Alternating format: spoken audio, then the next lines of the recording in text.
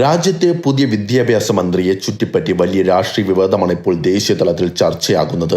കോൺഗ്രസ് നേതാക്കളായ രാഹുൽ ഗാന്ധിയും പ്രിയങ്ക ഗാന്ധിയും പുതിയ വിദ്യാഭ്യാസ മന്ത്രി പ്രഹ്ലാദ് ജോഷിക്കെതിരെ കടുത്ത വിമർശനമായി രംഗത്തെത്തിയിരിക്കുകയാണ്.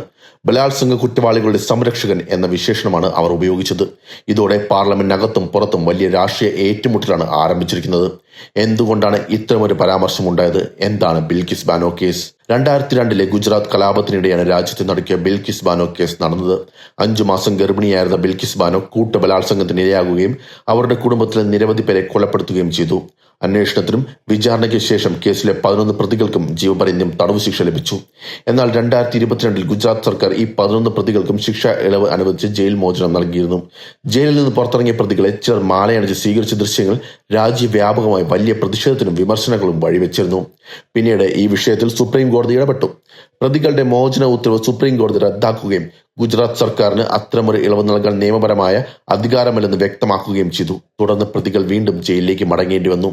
ഇപ്പോൾ വീണ്ടും ഈ വിഷയം ദേശീയ രാഷ്ട്രീയത്തിലേക്ക് തിരിച്ചെത്താൻ കാരണം പുതിയ വിദ്യാഭ്യാസ മന്ത്രി പ്രഹ്ലാദ് ജോഷിയുടെ പഴയ പ്രതികരണമാണ്. 2022 പ്രതികളുടെ മോചനം സംബന്ധിച്ച് മാധ്യമങ്ങൾ ചോദിച്ചപ്പോൾ അത് നിയമപ്രകാരമുള്ള നടപടിയാണെന്നും നിയമം അനുസരിച്ചാണ് തീരുമാനമെടുത്തതെന്നും പ്രഹ്ലാദ് ജോഷി പറഞ്ഞിരുന്നു. അന്നത്തെ ആ പ്രസ്താവനയാണ് കോൺഗ്രസ് ഇപ്പോൾ വീണ്ടും ഉയർത്തിക്കാട്ടുന്നത്.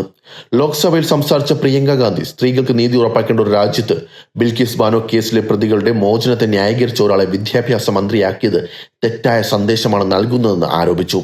അതിന് പിന്നാലെ രാഹുൽ ഗാന്ധിയും സാമൂഹ്യ മാധ്യമങ്ങളിലൂടെ പ്രതികരിച്ചു.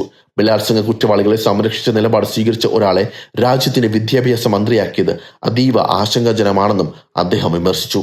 ഈ ആരോപണങ്ങൾ ഉയർന്നതോടെ BJP ശക്തമായി തിരിച്ചടിച്ചു. കേന്ദ്രമന്ത്രി കിരൺ റിജ്ജു കോൺഗ്രസിന്റെ ഭാഷയെ ശക്തമായി വിമർശിച്ചു.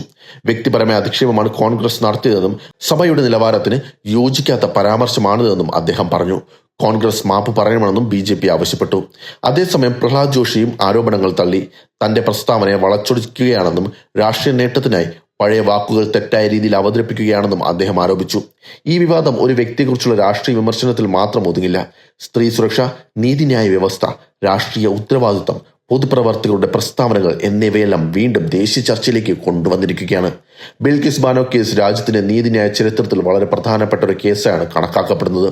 അതുകൊണ്ട് തന്നെ ആ കേസുമായി ബന്ധപ്പെട്ട ഏതൊരു പ്രസ്താവനയും ഇന്നും ശക്തമായ രാഷ്ട്രീയ പ്രതികരണങ്ങൾക്ക് കാരണമാകാറുണ്ട്.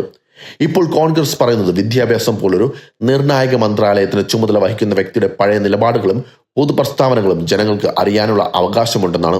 മറുവശത്ത് BJP പറയുന്നത് നിയമപരമായ നടപടിയെക്കുറിച്ച് നടത്തിയ ഒരു പൊതുപ്രസ്താവനയെ മനഃപൂർവ്വം വളച്ചൊടിച്ച് രാഷ്ട്രീയ ആയുധമാക്കുകയാണ് കോൺഗ്രസ് ചെയ്യുന്നത് എന്നാണ്. ഇനി ഈ വിവാദം പാർലമെന്റിൽ കൂടുതൽ ചർച്ചയാകുമോ? കോൺഗ്രസ് ഈ വിഷയം തുടർന്നും ഉയർത്തുമോ? BJP എങ്ങനെ പ്രതിരോധിക്കും? വരും ദിവസങ്ങളിലെ രാഷ്ട്രീയ സംഭവ വികാസങ്ങൾ അതിന് ഉത്തരം നൽകും.